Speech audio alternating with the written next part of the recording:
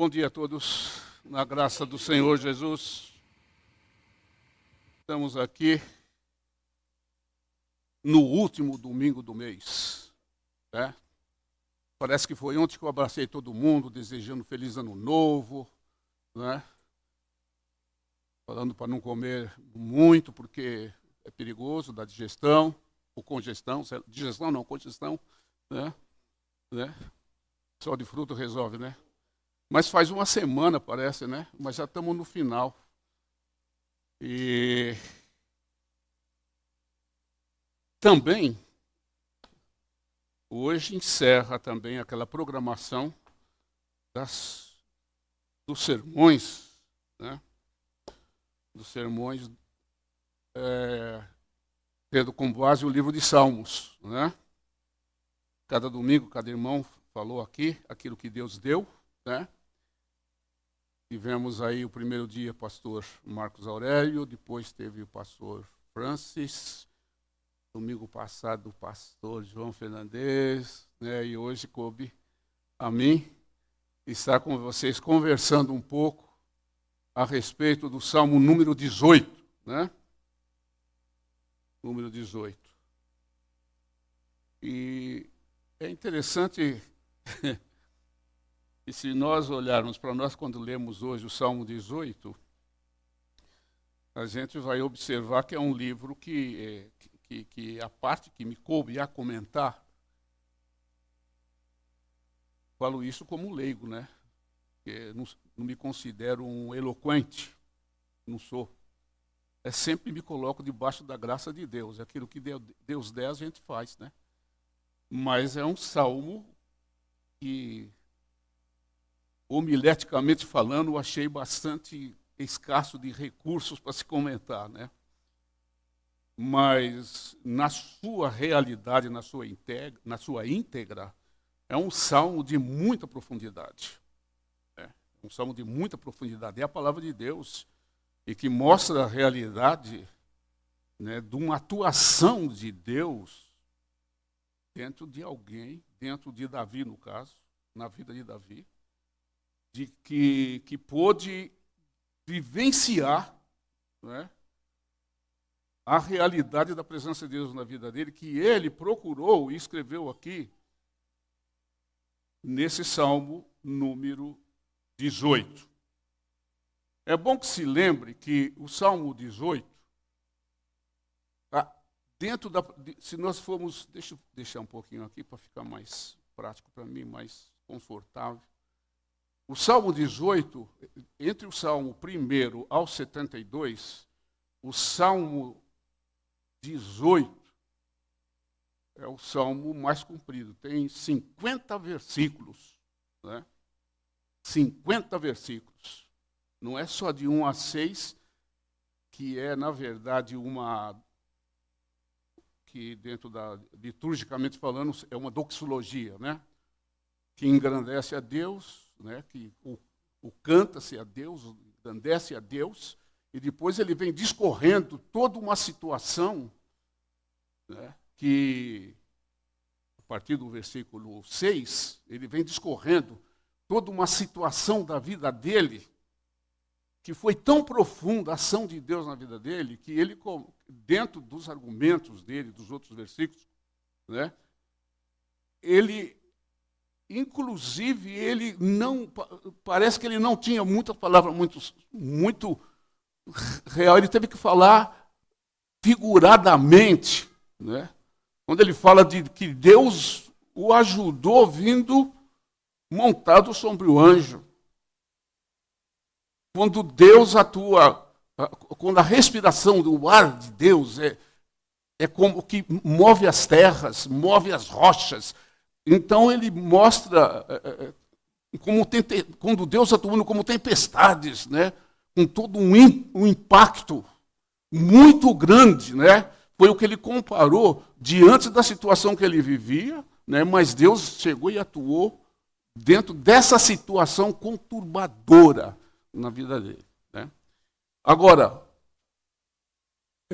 antes de nós entrarmos dentro do texto mais propriamente dito, irmãos, eu queria tecer algumas considerações do livro de Salmo, porque eu acredito que tem muitos irmãos que cada um tem a sua história, né? E então pode ser que já sabe um monte de coisa, ou não sabe muita coisa, ou sabe um pouquinho. E eu achei por bem, né? Eu achei por bem incluir dentro dessa fala a minha própria experiência pessoal por causa do livro de Salmos, né? Mas é pouca coisa, né? Bem rapidinho, para a gente, resumidamente, para a gente poder dar ir abrindo o nosso entendimento, a nossa mente, para a gente perceber a importância da palavra de Deus, e nesse caso através do livro de Salmos, tá? E como ela fala num coração que não depende da sua idade, né? Não depende da sua idade. Eu, por exemplo, me converti no ano de 1961 e 62, eu estive em outra igreja que fiquei lá 53 anos. Então, veja só, logo no começo, que era muito imaturo, né? Não sabia quase nada, né, da vida cristã, que estava ingressando, né? Então alguém me falava, só me falava, não orientava como, mas falava, não deixa de ler a palavra de Deus e não deixa de orar. Então, naquela época, eu me lembro, irmãos, que eu li com muita frequência, quase todo dia nas minhas orações. Eu li demais, né? O Salmo 23, esses eram os meus salmos. O Salmo 91 e o Salmo número 103. Esses eram os meus salmos desde a minha conversão, nos meus momentos de oração, e permanece até hoje, graças a Deus, depois de 63 anos servindo o Senhor, né? Então, por que eu estou colocando isso? Porque parte de uma experiência pessoal, tá certo? Que de alguma maneira, nos meus primeiros passos de fé, ok? Eu fui orientado a me prender numa orientação que vinha direto da palavra de Deus, e no caso eram os Salmos. Então é bom que nós vamos meditando nesses detalhes, irmão. Por quê? Porque a palavra de Deus ela realmente é viva e eficaz. Ela penetra no coração, né? E diz que a palavra ainda fala que penetra, que ela é apta para decidir os maus pensamentos, né? Lá no íntimo da separação das juntas e medulas, que fala lá no livro de Romanos. A palavra de Deus, ela penetra no coração, tá certo? Basta você abrir o coração. Abrir o coração, ela chega, aí começa a trabalhar. Né? Então, o que acontece? Então, o que acontece, irmãos? Eu aprendi dentro desse contexto que se alguém ouve a palavra de Deus, mas não tem assim uma transformação ainda na sua vida, mesmo que ele já leu alguma coisa, mesmo que ouviu muito a palavra de Deus, muito que foi advertido pela seriedade que é a palavra de Deus, e ainda não toma uma decisão com relação a essa questão, entendeu? Então você chega à seguinte conclusão: se a palavra de Deus ela não fizer nenhum efeito no meu, no teu, no nosso coração, se a palavra de Deus não fizer, nada mais faz. Nada mais faz. Hoje nós temos um mundo conturbado, nós temos governadores, políticos, etc., que demonstram a sua maldade na sua cara, tá certo? Ok? Mas eles conhecem a palavra de Deus, tá certo? Mas se não tiver um momento em que ele se humilha e fala, não, meu coração está aberto para ouvir essa palavra, aí ela vai fazer o efeito. Mas se ele fechar a porta, a palavra de Deus não vai fazer o efeito. Se eu fechar o coração, nada mais vai fazer efeito no meu coração, se não for a palavra do Senhor. Então, vejam só, os livros da minha admiração, né? Os livros da minha admiração, irmãos, foram o livro por um livro que eu sempre admirei, o livro de Salmo, o livro de Jó e o livro de Eclesiastes, né? Ok? Agora, o livro de Salmos, né? O livro de Salmos tem uma abrangência muito grande, né? Uma versatilidade em penetrar no coração do homem frente à sua luta do dia a dia. Frente à sua luta do dia a dia, e vai demonstrando que na tua luta, na tua sinceridade com Deus, ok? Sempre haverá e sempre há uma providência que Deus entra e toma. É só ler todos os salmos, você vê. Salmo de Davi, todos os outros salmos. Você vai observar sempre uma conexão entre dificuldades do dia a dia e a ação de Deus te fortalecendo. Dificuldades hoje de um jeito, dificuldade hoje de amanhã, mas em todas elas, Deus atuando. O Salmo 18, por exemplo, que é o nosso Salmo, ele começa assim: amo ao Senhor. A palavra-chave aqui é o amor. O amor que ele demonstra para Deus, o que? Frente a quê? Frente a quê? Frente a toda a situação que Davi teve na sua vida. Toda a situação. E nós vamos observar que a situação que Davi viveu, né? Foi uma situação de perseguição contínua. Perseguição contínua. Que aconteceu dentro da fase de reinado dele, como da fase de não reinado. Ele teve uma perseguição com seus inimigos de guerra dentro do reinado. Seus inimigos de guerra. Queriam acabar com ele, queriam acabar com Jerusalém, queriam acabar com o seu reinado. Ele sendo rei, queriam acabar com a vida dele. E antes do reinado, ele teve uma perseguição severa, né? Uma perseguição severa de Saul, que era o primeiro rei de Israel, o primeiro rei, né, do Reino Unido, certo? O primeiro rei, Saul. Mas a inveja causada por Saul, os irmãos conhecem toda a história, esse contexto da questão de Saul, né? Mas Saul chegou a atacar uma lança nele, para cravar a sua vida, né? O seu corpo com aquela lança. E sem contar as perseguições que Saul impôs em cima de Saul, tá certo? Isso aqui já dentro do rei, quando ele já tinha sido ungido para rei. Sem contar o que Saul fez, montando os seus esquadrões para ir atrás dele. Onde tinha uma conversinha que sabia onde Davi estava, vamos lá, vamos acabar com ele. Vamos lá, vamos lá, vamos lá. Davi fugindo. Mas Davi tinha uma plena consciência que, apesar de toda essa perseguição, vamos associando, irmão, no nosso dia hoje. Mais para frente a gente vai colocar mais alguma coisinha. Mas, olha, ele tinha certeza, ele já tinha, que Deus já tinha falado, eu vou estar com você, você é ungido, já tinha mandado ungir. Então ele tinha uma segurança tão grande que ele sabia que de alguma forma Deus livraria ele de qualquer situação. E foi o que aconteceu, né? Depois da perseguição de Saul, né? Então, eu quero fazer uma colocação aqui, que é a questão, que é o cabeçalho do Salmo 18, que está escrito na Almeida Revista e Corrigida, né?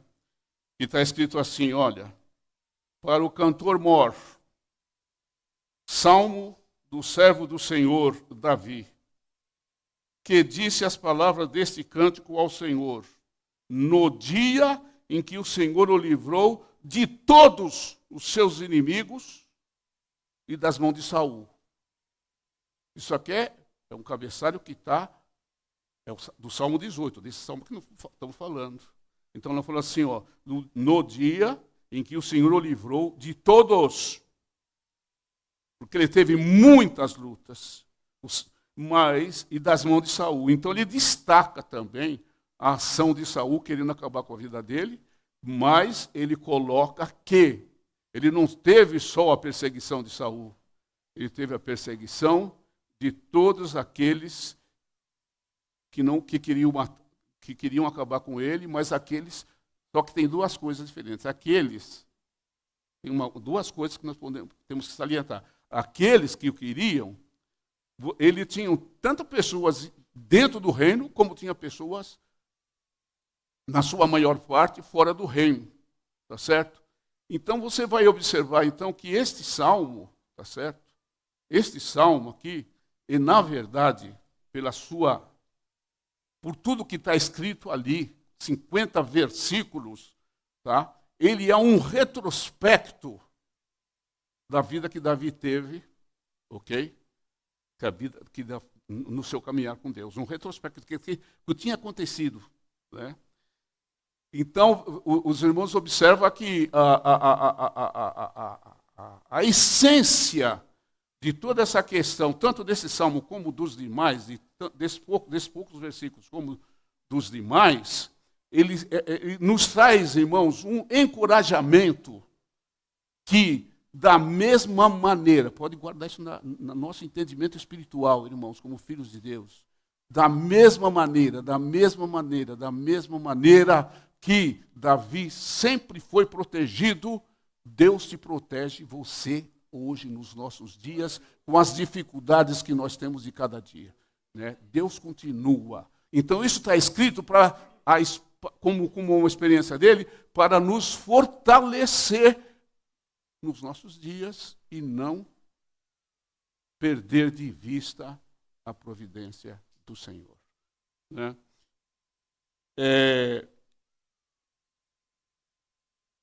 Agora, vejam só. O Salmo, eu fiz a citação para vocês dos livros que me chamaram muito a atenção durante a minha jornada, até hoje, que para mim são livros chaves da palavra de Deus, com relação à prática da minha vida com Deus, com relação à prática, o nosso dia a dia com o Senhor, né? Eu já citei os Salmos, né? Então eu citei o Salmo, citei Jó, citei Eclesiastes. Então você veja bem, o livro de Salmos, né? Ele narra a providência divina, o livro de Salmos, frente às variedades de circunstâncias que vivemos em cada dia. É aquilo que eu já falei até agora sobre Salmos. Ele narra, né, a providência divina e frente às variedades e circunstâncias que vivemos no nosso dia a dia. Em linhas gerais, esse é o que narra o livro de Salmo, tomando por experiência todos aqueles que estão escritos ali, todos eles que escreveram o Salmo. O livro de Jó, por exemplo, né? O livro de Jó, seria bom que nós lemos aqui, João 16, 33. Os irmãos destacassem aqui para todos nós lermos, é um verso bastante conhecido, para mim fazer uma conexão com essa questão de Jó. João 16, 33, que diz assim, e disse isso, 16, 33. Ah, tá. E disse isso para que em mim vocês tenham paz. Neste mundo, vocês terão aflições. Depois fala, contudo, tenham coragem. Eu venci o mundo. Eu venci o mundo. Veja só, neste mundo tereis aflições. Então, quando eu leio este versículo, que Jesus falou que nós vamos ter aflições, não adianta ficar reclamando, né, do nosso problema no dia a dia. Certo? Reclamar é uma coisa, e dizer assim, e dizer que nós temos problema é outra. Né? Isso é natural do ser humano. Porque todo mundo que sente dor vai falar, está doendo. Né? Está doendo. Entendeu? Então nós vamos dizer que são aflições, mas as aflições nos causam dor. As aflições nos causam dores para cada momento, para cada circunstância que a gente se envolve. Às vezes você fala, Senhor, como é que eu vou sair dessa? Né? Aquelas situações em que as pessoas, ela foi diagnosticada que tem uma doença que dentro do contexto científico, todo mundo sabe, que dificilmente terá uma cura, e a pessoa, quando chega a uma situação dessa, no seu conhecimento, sendo um servo de Deus, ele vai falar, Senhor, será agora ou como eu vou sair dessa? Né? Ou como eu vou sair dessa? Né? Aflição. Então, veja só, o livro de Jó, irmãos, é de todos os seus capítulos, né? Veja só, vejamos aqui, ó, através do sofrimento de Jó, aprendemos que com a nossa fidelidade ao Senhor, diante dos sentimentos, sempre seremos alcançados por suas misericórdias. É só você lembrar da história de Jó. É só você lembrar que como ele era antes da aflição chegar, como ele era antes. É só você lembrar quando veio a aflição. Você lembrar durante a aflição quando ele precisava de uma palavra de consolo, uma palavra de ânimo, uma palavra de graça para seguir em frente. Né? Ele chegou lá e encontrou alguém que só veio acusar ele.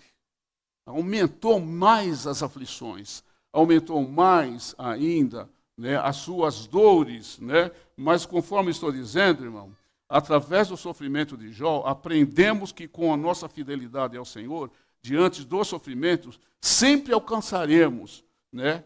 Sempre alcançaremos as suas misericórdias. Foi que Jó alcançou no final de tudo, né? E ainda fazer uma associação, né? A nossa esperança, podemos citar Apocalipse, se não me engano, capítulo 21, parece, o comecinho, que tem aquele versículo que diz assim, e o Senhor enxugará de todos nós toda a nossa lágrima. E o Senhor enxugará toda a nossa lágrima. O que isso significa? Da mesma forma que Deus teve as misericórdias e atendeu a Jó e o trouxe à situação livre daquela aflição, da mesma forma, as nossas aflições hoje, um dia terão o seu fim, né? Porque o Senhor prometeu, fez essa promessa dessa condição de vida de hoje para uma condição eterna de maravilha, né? Ali não haverá mais maldição contra alguém, e o Senhor enxugará dos nossos olhos toda lágrima. Você já parou para pensar isso? Não? Já parou, né? Glória a Deus. Já parou para pensar, irmão? Já parou? Vai meditando, irmão. Vai meditando. O que nos espera? Aleluia. O que nos espera? Né? É por isso que estamos aqui, né, lutando. A esperança é grande, né? A esperança é grande. Ele prometeu, e ele não é o homem para que minta. Ele prometeu, no seu tempo, ele vai cumprir. Glórias a Deus. Né? Aí eu cito o livro ainda da minha né? Aqui da minha atenção, né, maior, né? Entre os outros, Eclesiastes. O que o livro de Eclesiastes faz? É o único livro, pelo menos, o único na Bíblia, que Salomão chega e fala assim, olha, você faz tudo o que você quiser nesse mundo, tá? Sabe por quê? Porque a tua própria vida é vaidade. O que significa isso? Você nasceu hoje, amanhã você vai morrer. Você faz o que você quiser, tá? Aproveita bem, seja rico se quiser, aproveita o dinheiro que você tem, vai para a praia, volta da praia, vai para o interior, volta do interior. Né? Isso dentro de um aspecto geral, né? Vai, volta, certo? Porque a vida é uma vaidade. Vaidade por quê? Hoje eu estou vivo, amanhã eu não sei. Os meus dias de vida eu não sei. Fala nisso. Fala nisso, daqui, menos de um mês, dia 9 de fevereiro, eu estarei, com a graça de Deus, completando 7-9. Certo? 7-9. Ó, velhinho, né? Estou velhinho. Mas... Obrigado. Mas, irmãos, é assim, então. Mas é assim, 7-9, mas teve o começo, vai ter um fim. Se você vivesse 1000 anos, teve o começo, vai ter o fim. Se você vivesse 2000 anos, teve o começo, vai ter fim. É vaidade, por quê? Começa e acaba. Então, veja só, esses 1000, esses 100, esses 79 que nós vivemos, aí é bom para dar glória a Deus. Certo? É o tempo que Deus achou espaço no nosso coração para nós dizermos, eu posso morrer com 1000 anos, mas depois disso tenho uma eternidade para estar com o Senhor. Não conta mais tempo. Né? É isso daí. O servo de Deus vive assim. Louvado seja o nome do Senhor. Né? Então aqui, deixa claro Salomão que a vida do ser humano nesta terra é limitada por um início e fim. E que Salomão chama de vaidade. O caminho da eternidade é então encontrado. O caminho da eternidade é então, como é que você sai da vaidade? Para entrar numa outra realidade. O encontro do temor. O caminho da eternidade é então encontrado no temor de Deus e na guarda dos seus mandamentos. Por favor, coloca para nós aí Eclesiastes 12:13. Eclesiastes 12:13. Já está aqui, ó. De tudo que tem ouvido, o quê? O que ele tinha ensinado, mostrado. Só existe uma coisa para sair desse contexto de vaidade, de tudo que tem. O fim é de tudo que tem ouvido. O fim é para sair dessa vaidade e entrar numa realidade com Deus. Teme a Deus, guarda os seus mandamentos. Porque esse é o dever de todo homem, mas nem todo homem faz. Mas se você teme a Deus, fora do tempo de vaidade de vida terrena, entra para o tempo de uma realidade de vida com Deus. Tá certo? É assim que você espera, não é? Assim que esperamos, não é verdade? Firmamos em Cristo Jesus, queridos irmãos. Louvado seja o nome do Senhor. Agora, eu não quero avançar, tem algumas coisas. Aliás, tenho observado, né, que os nossos cultos têm acabado mais cedo, por causa dos irmãos têm sido mais benevolentes, né, para pregar aqui, né? Não tem esticado muito, né? Mas eu tenho várias coisas para falar, mas não vou falar, tá? Vou falar só aquilo que Deus, o melhor que está aqui. É tudo Deus que está dando, mas dentro de um critério ético, né? Veja só, outra coisa que eu acho interessante você conhecer sobre o livro de Salmo aí, irmão, é a questão, além da sua profundidade, daquilo que nos ensina, né? Entendeu? Tem a questão do livro em si, da abrangência de tempo dele. Ele não é um livro que foi escrito assim, vamos dizer, um mês, né? Foi escrito e já terminou, ou sei lá, né? Aquele livro que tem um começo, tem um fim, né? Tá, etc. Né? Os capítulos e tal, né? Parece que Salmo não é nem chamado de capítulo, né? Porque é um livro que foi formado assim por partes, né? Um escritor aqui, outro escritor ali, no tempo tal. E tem um período de aproximadamente 1000 anos de intervalo entre o primeiro salmo e o último. E eu quero passar isso para os irmãos, o seguinte, né? A abrangência dos salmos na linha do tempo, né? Salmo de Moisés, por exemplo. Moisés foi o salmo mais antigo, capítulo 90, está escrito lá, Salmo de Moisés. Versículo 1 e o versículo 2 diz assim, olha, Senhor, Tu tens sido o nosso refúgio de geração em geração. Olha lá, Moisés. Aí já entra naquelas... No conhecimento dele por ter sido o autor dos livros, dos começos, livro de Gênesis, inclusive o Pentateuco. Então ele escreve assim, antes que os montes nascessem, Ou que tu formasses a terra e o mundo? Sim, de eternidade e eternidade, tu és Deus, né? Quando ele, segundo, estava observando, segundo, esse salmo foi escrito aproximadamente 1500 anos antes de Cristo, né? Agora, veja só, o final dessa abrangência, 1500 antes de Cristo. Agora vamos ver quando é que termina nessa questão dos salmos. Ele vai terminar com o povo de Israel cativo na Babilônia, né? Cativo na Babilônia. Vamos ler alguns versículos para a gente ler essa parte final aí.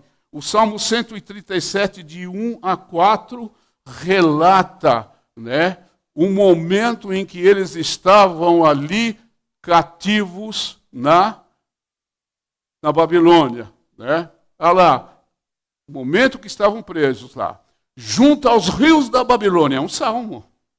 Quanto tempo depois foi escrito isso aqui? Depois de Moisés, ó. Certo? Junto aos rios da Babilônia, nos assentamos e choramos, lembrando-nos de Sião. Estavam lá presos lá. Aí você vai, eu não sei se eu anoto 1 e 2, né? Deixa eu ver aqui. Esse é o Salmo. Eu gostaria que os irmãos me colocassem, por gentileza, o versículo 5 também, desse salmo aí, porque ele mostra um pouquinho. O salmo seguinte, é o versículo 5. Se eu me esquecer de ti, ó Jerusalém, esqueça-se a minha destra da sua destreza. Não tinha alegria, estavam presos.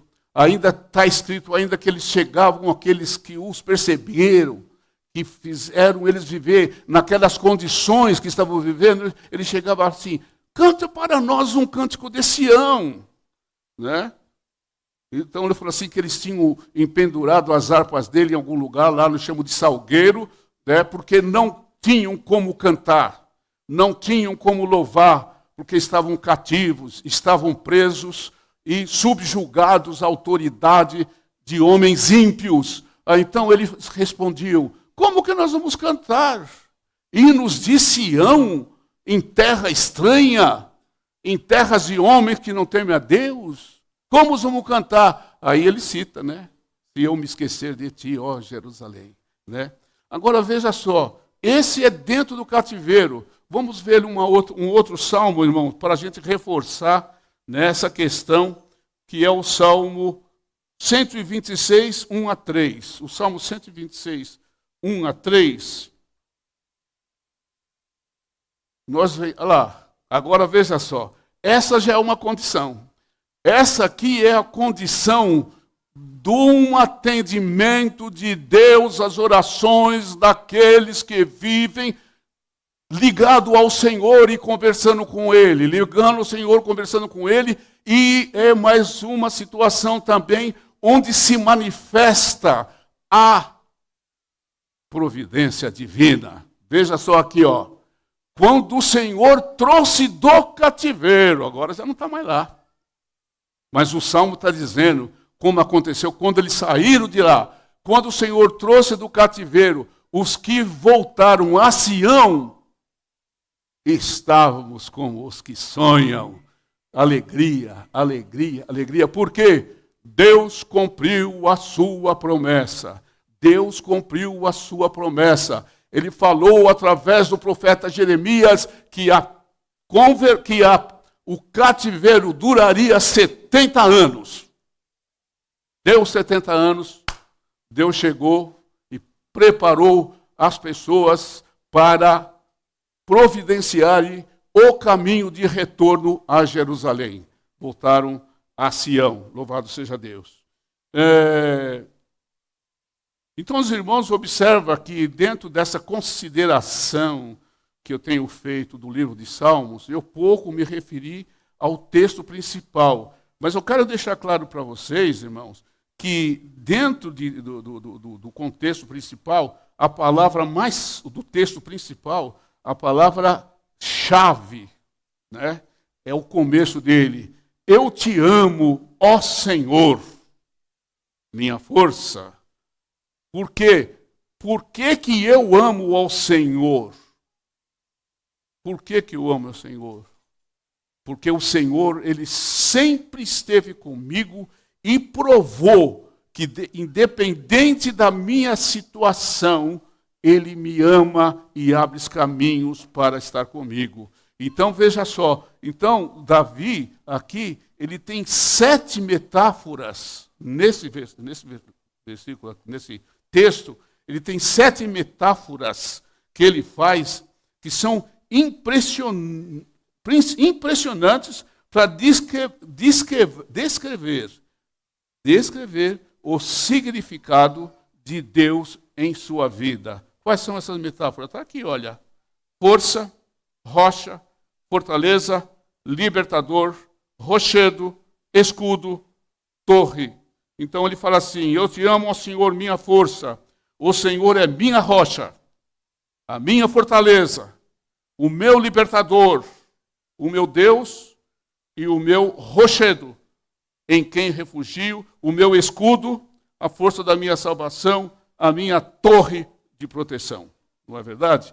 Então ele usa todas as palavras que são quase sinônimas para descrever tudo que Deus fez por ele, atuando na vida dele, dando sempre a ele condições que, diante de qualquer situação, o Senhor estava aí com todas essas qualidades para fortalecer e fazer caminhar, né? Então, meus queridos, para encerrar, então glória a Deus aí, irmãos. Isso, amém. Vou encerrar. Amém. Para nós concluirmos, irmãos, fica assim, olha. A questão de uma vida contínua, de uma vida de contínua experiência com Deus. Preste bem atenção, irmão, nessa questão importante demais. Irmãos, nenhum de nós e nenhum dos homens do passado, tá certo? Nenhum dos homens do passado, nenhum de nós, nenhum dos homens do Novo Testamento, todos aqueles irmãos que deram o impulso da igreja usados por Deus, nenhum, tá certo? Viveu sem ter experiência com o próprio Deus. Presta bem atenção, irmãos. A questão da religiosidade, a questão da religiosidade, ela se torna um problema por quê? Porque a pessoa, ela apenas faz parte daqui, faz parte dali, fica ali 2 horas, 3 horas, vai embora, tal, tá certo? Mas, lógico que eu não falo como um juiz, porque eu não conheço o coração de ninguém, né? Mas, irmãos, como é que fica o andar com Deus?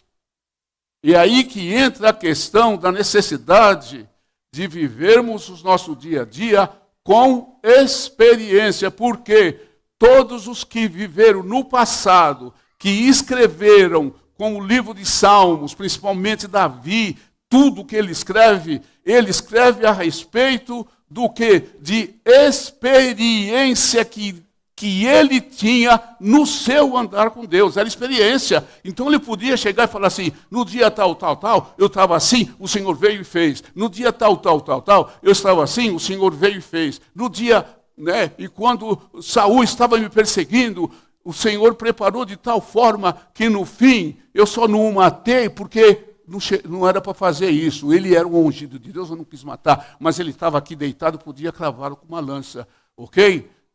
Certo? Mas tudo isso ele escreveu. Ó. O que ele escreveu para todos nós? Experiência. eu tenho que lutar, queridos. Eu tenho que lutar com Deus nesse sentido. Preciso de experiência com o Senhor. Eu escrevi aqui, a Bíblia toda expõe experiências de todos os homens no passado. Tiveram com Deus, que os homens de Deus no passado tiveram com Deus durante sua jornada aqui na terra. Para o povo de Deus, hoje, não é diferente, pois a experiência de cada um de nós, no nosso dia a dia, nos fará chegar àquele dia final, conforme o Senhor Jesus Cristo. Amém. Deus abençoe.